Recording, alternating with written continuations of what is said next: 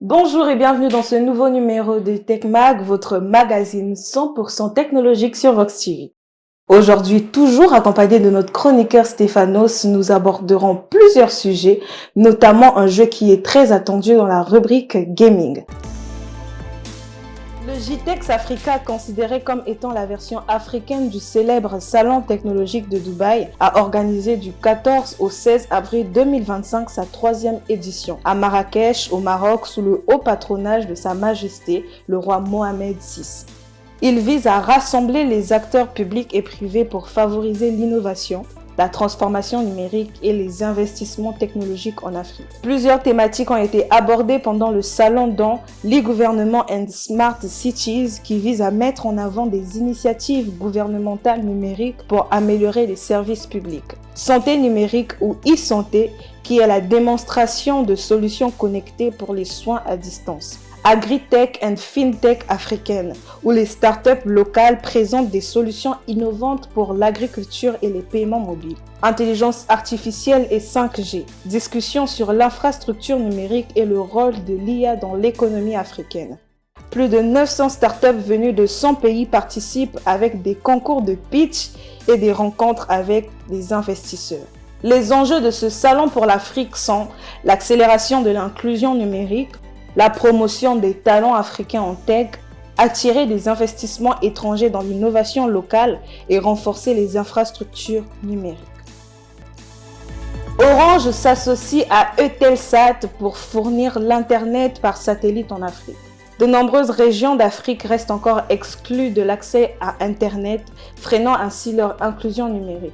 Ainsi, Orange Afrique et Moyen-Orient et Eutelsat, une société française de satellites, ont annoncé le mardi 3 mars la signature d'un partenariat visant à accélérer le déploiement de l'Internet par satellite en Afrique et au Moyen-Orient. L'objectif est de réduire la fracture numérique dans ces régions en fournissant un accès haut débit, fiable et abordable. En combinant l'expertise d'Orange dans les télécommunications et l'innovation technologique d'Eutelsat dans les domaines de satellites, ce partenariat devrait permettre de proposer des offres adaptées aussi bien aux particuliers qu'aux entreprises. Notons que 3 pays ont déjà bénéficié de ce déploiement, dont la Côte d'Ivoire, le Sénégal et la République démocratique du Congo. Le gouvernement tchadien envisage de lourdes sanctions contre les opérateurs de télécommunications, Airtel et Move Africa, en cas de non-respect des obligations légales en matière d'identification des abonnés, car elles favorisent le terrorisme, le trafic de toutes sortes et la criminalité. L'autorité de régulation des communications électroniques et des postes, en sigle ARCEP, a adressé cette mise en garde aux opérateurs lors d'une réunion. La sécurité prime sur l'aspect économique, a déclaré Aliki Choua Marmat, directeur général de l'ARCEP. Désormais, l'identification des usagers devient non négociable, selon le régulateur télécom. Pour l'instant, l'ARCEP n'a pas détaillé les sanctions exactes auxquelles s'exposent les opérateurs télécoms tchadiens pour non-respect de l'obligation d'identification des cartes SIM. Bienvenue dans la rubrique Découverte. Aujourd'hui, avec Stéphanos, nous parlons de Baidu. Baidu est une entreprise chinoise qui innove dans le monde de l'automobile et qui a concurrencé Tesla en devenant numéro 1. Il a sorti récemment un tout nouveau bijou, qui est de l'automobile, bien sûr, un tout nouveau bijou. Mais avant de parler de cela, Stéphanos, est-ce que tu peux nous expliquer ce qu'est Baidu, l'entreprise Baidu? Alors, merci Gloria, bonjour à toi. Bonjour. Bonjour chers spectateurs, téléspectateurs, voilà, on va dire bonjour tout le monde. Qu'est-ce que Baidu? Bien, commençons par le début. Alors, Baidu, comme tu as su le dire, c'est une marque chinoise d'automobile, ok? Oui. Et ils ont commencé à très longtemps. Par contre, ils ont commencé à être visibles à partir de 2021. Jusque-là, pas de souci. Toutefois, étant donné que c'est une marque chinoise, nous, on prononce en américain Baidu, mais le nom, il est beaucoup plus long que ça. C'est un nom chinois que j'ai pas à maîtriser parce que je maîtrise pas la langue. On va pas faire semblant. On comprend. Exactement. Mais ils ont compris que pour rentrer dans le marché international, il doit avoir un nom qui soit facile à prononcer pour tout le monde. Oui. Du coup, ils ont pris leur premier nom Baidu, qu'ils ont mis en acronyme BYD. BYD, Baidu. Et qui signifie? Et ça signifie, selon les acronymes qu'ils ont conçus, selon leur slogan, Build your dream. Build your dream. Ce qui veut dire construisez votre rêve oui. En français. Voilà. Et vu que c'est de construire son rêve, on sait très bien que BYD, d'abord, c'est une très grande société d'automobile. Ils ont plusieurs modèles dans leur gamme. Et bien sûr, qui dit plusieurs modèles, qui dit plusieurs gammes, dit le haut de gamme. Bien sûr. Par contre, BYD s'est aussi rendu compte d'une chose très simple, c'est que pour gagner plus de parts de marché, il faut avoir aussi pas des modèles cheap, mais des modèles en dessous du premium. Oui. Mais qui restent toujours de bonne qualité. Pour toucher tout le monde. Exactement. D'où le fait qu'ils ont créé leur deuxième sous-marque, leur première sous-marque qui s'appelle Fangchen Bao. Voilà. Fangchen Bao. Qui, elle, venue nous présenter le nouveau modèle qui est le Bao 3. Alors, parlons du Bao 3. Ce bijou, on a des photos aussi, mais moi, j'aimerais que tu nous expliques un peu. Quelles sont les caractéristiques de cette nouvelle voiture? Bien. Alors, le Bao 3, c'est le successeur de ses deux grands frères, le Bao 5 et le Bao 8.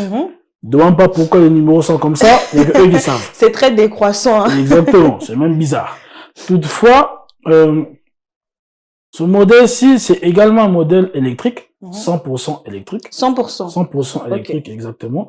Et en matière de prestance, de gabarit, il est un peu plus affiné que ses deux précédents, que le Bao 5 et le Bao 8. Il ressemble beaucoup plus au dernier modèle de Toyota qu'on peut constater un peu en ville, qui ressemble à un vrai SUV assez robuste et autres, sauf que lui, il n'est pas hybride, il est électrique.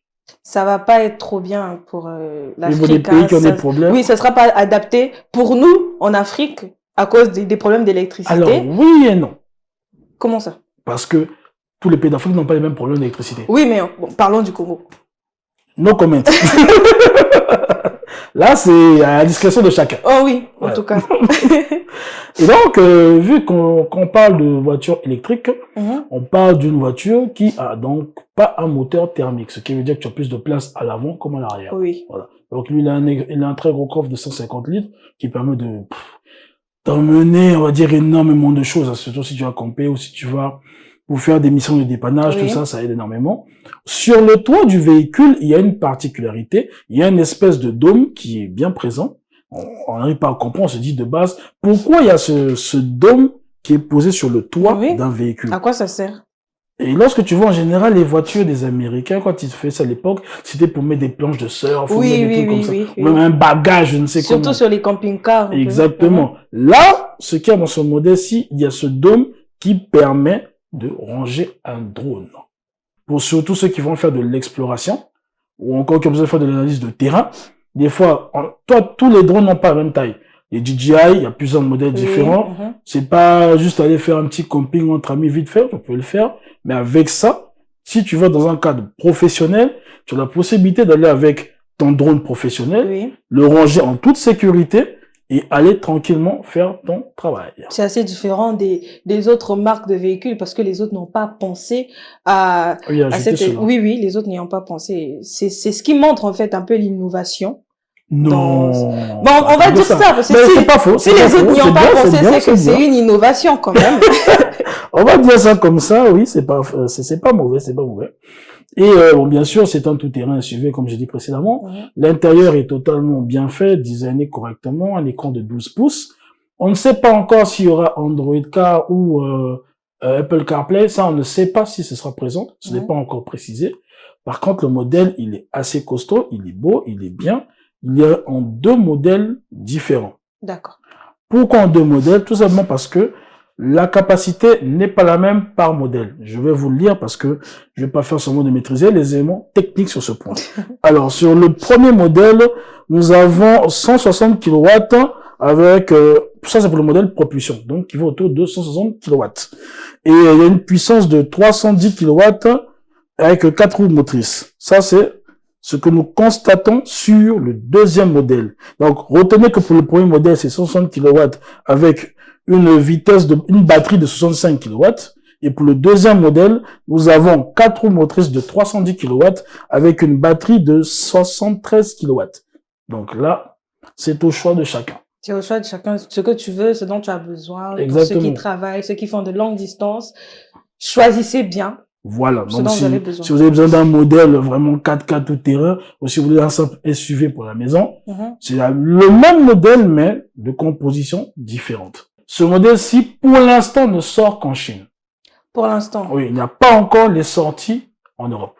Ça sera un peu difficile aussi avec tout ce qu'il y a comme taxes ces derniers temps en Amérique C'est ça et le partout. problème. Ça sera assez difficile pour eux. De base, le prix de vente sera de 40 000 euros. Mais il va augmenter après. En Europe. En Europe. Et ce sera une autre société qui va se charger de la distribution. Ah. Exactement. Okay. Par contre, vu que tu as soulevé un élément très important, qu'il s'agit de problèmes de droits de douane, bon là, c'est pas les États-Unis, mais l'Europe. Alors, est-ce que c'est comment? Bon, aujourd'hui, le problème, c'est que dans le monde, tout est en train d'augmenter. Oui, c'est clair. Donc, comment ça va se passer par la suite? Attendons de voir. Attendons de voir ce qu'ils ont prévu pour nous. Exactement. On attend la date de sortie. Espérons qu'on le trouve aussi ici au Congo. Le produit, il sera très bientôt disponible. Par contre, pour l'Europe, ce sera autour de 2026. Bon, c'est l'année prochaine. On peut attendre. Exactement. On est en mai. Ça peut passer. Ça va vite. Ça va vite, ça va vite. Ouais. Ça va vite. Alors, merci beaucoup, Stéphanos. Alors maintenant, nous passons à la rubrique gaming où nous allons parler de ce jeu. Ce jeu qui est très attendu. Et c'est tout de suite. Bienvenue dans la rubrique gaming. Aujourd'hui, parlons de ce jeu. Ce jeu attendu par tous les gamers, c'est Doom the Dark Age. Stéphanos, Doom the Dark Age. C'est pas nouveau, c'est ancien. Doom date des années 90. Ouais. C'est un jeu qui est conçu par la société ID Software, qui appartient aujourd'hui à Bethesda. Oui. Et en fait, de base, le premier Doom, lorsqu'il était arrivé, c'était, je crois bien en 93, avant d'avoir plusieurs sorties d'autres modèles bien qui sont après, arrivés, oui. Ouais, jusque sur Nintendo 64 en 96, 97. Bref, on a connu plusieurs variantes. Le premier remake a eu lieu en 2016 du premier Doom, qui a vraiment très bien marché. Tout le monde était content, le retour de Doom est là. Oui, oui. Faut comprendre plus de 20, 30 ans après, aller après 30 ans. Et après le premier Doom, on a eu le second, qui est Doom Eternal. Le Doom Eternal, on va pas se mentir, c'était une version améliorée du premier Doom, un univers pratiquement pareil, mais avec un gameplay un peu plus péchu, un peu plus amélioré. Okay. Les Doom, en fait, Doom, c'est le père du FPS, si on peut dire ça ainsi. Il fait partie des pères du FPS. Il n'est pas le seul, mais c'est le premier jeu qui est le plus marqué. Voilà. Et les FPS, c'est First Person Shooter. Donc, vous en connaissez un qui est l'un de ses dignes fils, à savoir Call of Duty. Ok. Les jeux Call of Duty, ce sont des jeux type FPS, où on voit l'arme, on voit les mains, on ne voit pas on ne voit pas le personnage. Exactement. Maintenant, Doom, je peux même dire qu'il va dans une autre catégorie, à savoir les fast FPS. C'est-à-dire que c'est des jeux où tout se passe sur la rapidité de l'action. D'accord. Voilà. Quand tu joues à Doom, que ce soit le premier ou le Doom Eternal, tu sens qu'il y a une certaine vitesse. Surtout l'Eternal, vraiment aller sur le fast FPS. Il faut être vigilant. Ah, extrêmement vigilant. Ça, c'est clair et net. Ce qui est différent de ce nouveau Doom-ci. Ah. Ok, oui. Ils ont changé. Je sais que j'essaie de amener la hype et puis, boum, on la baisse. Okay. En fait, Doom the Dark Age nous raconte le prélude de Doom. Comment c'est arrivé? C'est quoi l'histoire des Doom Slayer, en fait? Parce que c'est comme ça qu'on appelle le personnage, c'est un Doom Slayer. Eux, ce sont des combattants qui se battent contre les forces du mal, en général extraterrestres, ou encore c'est des forces démoniaques qui veulent détruire la planète. La planète. Exactement. Donc, vous êtes souvent appelés à aller dans des univers et à fracasser tout le monde. C'est en fait ça. Toutes les entités qu'il y a. Eh oui, en général, elles sont magnifiques. Il n'y a pas de gens qui sont bien. Ok. Bon. Et là, t'es dans un domaine un peu plus différent où le gameplay est changé. Parce que de base, on est habitué à un gameplay de Sam shooting, des double jump et autres, des dash. Oui. Ça, c'est les différents éléments. Bon, pour ceux qui connaissent, on se retrouve facilement. Ici, c'est différent. Tu vas plus utiliser ton bouclier. Ça, tu vas utiliser tes armes, parce qu'il y a plusieurs types d'armes, mais le bouclier. Et le bouclier, il a un gameplay propre à lui-même. Pourquoi? Parce que dans ce bouclier-ci, tu as différentes possibilités d'utilisation. Aussi bien en boomerang, tu le reprends, ou encore en forme de, disons, avec des petites épines, pas des épines, mais disons des métaux coupants tout autour. Ça fait une scie circulaire, voilà, en gros. Et puis, voilà, tu entames tes ennemis. Ça me rappelle un peu Captain America, mais bon. Je dis ça, En je dis beaucoup rien. plus violent. En Ça, beaucoup c'est plus clair. violent, oui, Oui. ça c'est vrai.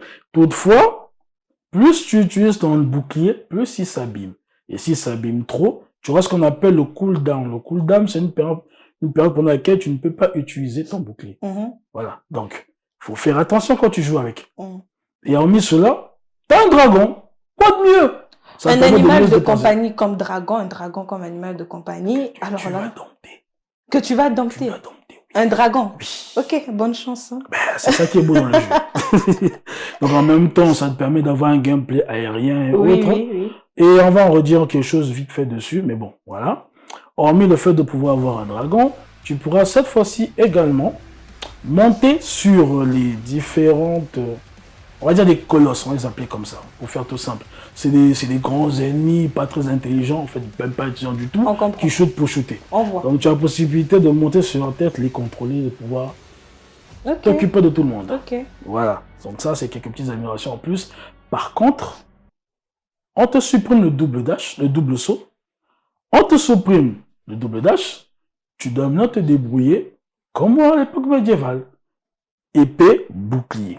Mais il fallait, parce qu'il faudrait que ce soit aussi un peu plus... Il faut fournir un peu plus d'efforts. Hein, oui, ça c'est sûr qu'il y a plus d'efforts à fournir sur ce modèle-ci que sur les premiers Doom. Oui. Ça c'est clair et net. Après, bon, c'est un peu mitigé. Il y a des gens qui aiment bien et d'autres pas vraiment. Et ça, je parle par rapport à ceux qui ont eu la possibilité de tester le jeu déjà en avance. Parce que le jeu, on va en parler après de la date de sortie, mais il y a eu quelques experts qui ont essayé le jeu et c'est pas toujours très apprécié. C'est bien, c'est pas mauvais, mais bon, ça dépend de tout un chacun. C'est seulement parce que les gens, ils sont habitués à la facilité d'avant. C'est simple. Je ne sais pas. Ça, il faut avoir à mettre en œuvre. Ça, c'est mon opinion. Maintenant, pour revenir un peu à ce que je te disais par rapport aux différents éléments de gameplay, le problème, c'est que les jeux Doom sont des jeux qui sont conçus pour se passer sur Terre. Donc, le gameplay terrestre est facile et fluide à utiliser. Or, le gameplay aérien a encore beaucoup de lacunes. Oui, c'est vrai, c'est bien d'avoir un dragon que tu montes, tu vois, à l'espace, mais le gameplay n'est pas adapté pour... Bon, on sent qu'il y a des petits lacs, on sent que même des fois les trajectoires pour atteindre, c'est un peu plus difficile. Tu vois, il y a quelques erreurs. Mais ils vont arranger. Oui, c'est sûr qu'il y aura des mises à jour, des patchs qui vont arriver. Mais bon, en général, un gameplay, c'est plutôt le prochain s'il arrive, quand il viendra. S'ils veulent continuer de maintenir une mécanique aérienne, là, ils vont rajouter des nouvelles choses et autres. Oh, si. En tout cas, je sais qu'ils vont faire des mises à jour et ce sera parfait. Moi, personnellement, je préfère qu'il y ait plus d'efforts à fournir qu'avant. Que comme avant, c'était plus facile. Ça, c'est mon opinion. Ceux qui ne sont pas d'accord ne sont pas d'accord. Ça, c'est leur problème. On verra ça bien après. Alors, Stéphanos, tu l'as dit tout à l'heure, on parlera de la date de sortie après. Et c'est maintenant, quand est-ce que sort ce jeu et sur quelle plateforme sortira Doom? Ok, merci de me le demander. Doom arrive ce 15 mai. Et sur... C'est maintenant? Bah oui, c'est là. Donc, c'est vrai. C'est bientôt. Allez-y tout de suite. Si vous avez une PS5, une Xbox Series ou un PC assez puissant, allez chercher Doom. Ça sera autour de 70 €. Toutefois, si vous voulez faire des économies, payez le Game Pass. Ça coûte moins cher, quelque chose comme 12-13 000 francs, et vous aurez le jeu gratuitement. Alors, vous avez toutes les informations. Utilisez ce que vous avez. Si vous n'avez pas le Game Pass, bah, vous êtes obligé de l'acheter au prix normal. Bonne chance. Ouais, ça c'est vrai. En tout cas, merci Stéphanos d'avoir été avec nous encore. On ne va jamais se lasser de toi sur ce plateau. Oh, merci. Merci beaucoup. Merci beaucoup Stéphanos. Merci à vous de nous avoir suivis. On vous dit à très bientôt pour un prochain numéro de Tech Mag et surtout portez-vous bien.